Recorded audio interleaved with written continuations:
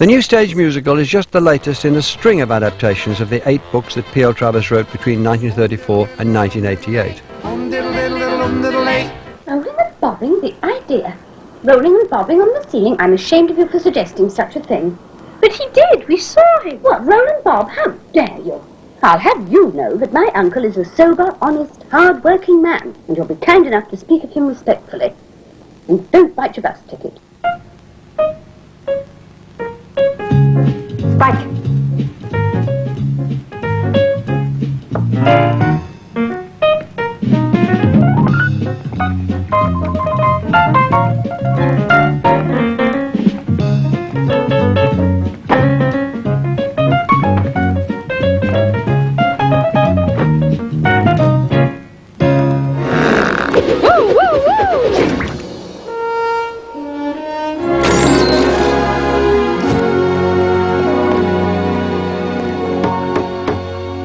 Hello, I'm Mary Poppins. Did you say Mary Poppins? No, I definitely did not. I'm an original creation like Ricky Rouse and Ronald Muck. Now, as your nanny, I'll do everything from telling stories to changing diapers.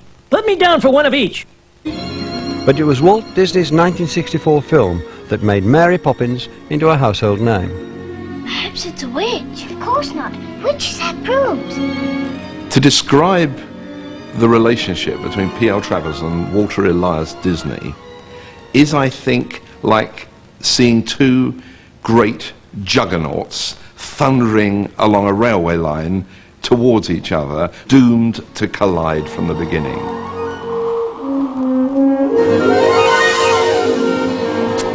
It's her. It's the person.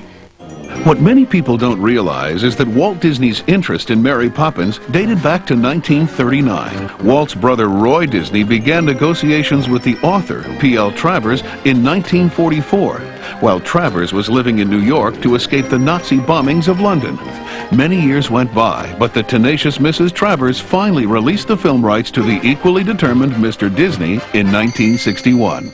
She thought, when we get a decent offer after all these years, we'd better take it. But of course she didn't let go lightly. You brought your references, I presume. May I see them? Oh, I make it a point never to give references. A very old-fashioned idea to my mind. Is that so? We'll have to see about that then, won't we? Now then, the qualifications. Mrs. Travers wanted script approval, which to a large degree at that time in Hollywood was completely unheard of. Supercalifragilisticexpialidocious. Even though the sound of it is something quite atrocious. If you say it loud enough, you'll always sound precocious. Supercalifragilisticexpialidocious. They didn't have A.A. Milne or Lewis Carroll or J.M. Barrie critiquing their adaptations. Here they had the author in person coming in and saying, this I like, this I don't.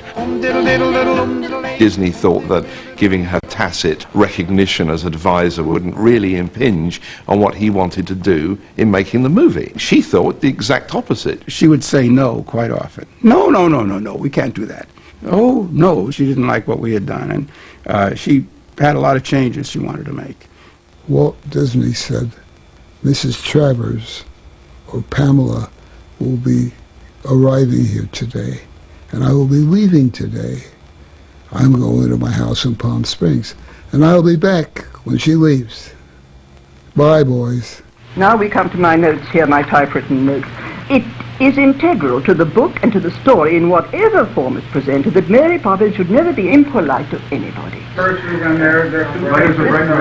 they're cloaked. Because my idea is, and probably you'll agree with me, it was not easy. It was not easy, and we worked very, very hard. You found initially at Disney a clash between a very sort of large, collaborative boys' club and this little English woman who was very curt, very demanding, and very no-nonsense, much like her heroine. It's time for our outing in the park. I don't want an outing. I want to tidy up the nursery again. Enough is as good as a feast. Come along, please. Let me look at you. Well, you're not as well turned out as I'd like. Still, there's time. There's time. Spit spot. I can easily tell you, well, of course, she disagreed with everything they said. But then I can also tell you that she connected. there's a whole bunch of stuff where you hear her so excited as they build idea on idea on idea. She was eccentric. She was not your average person. I think she had this genius for writing, imagination, incredible imagination.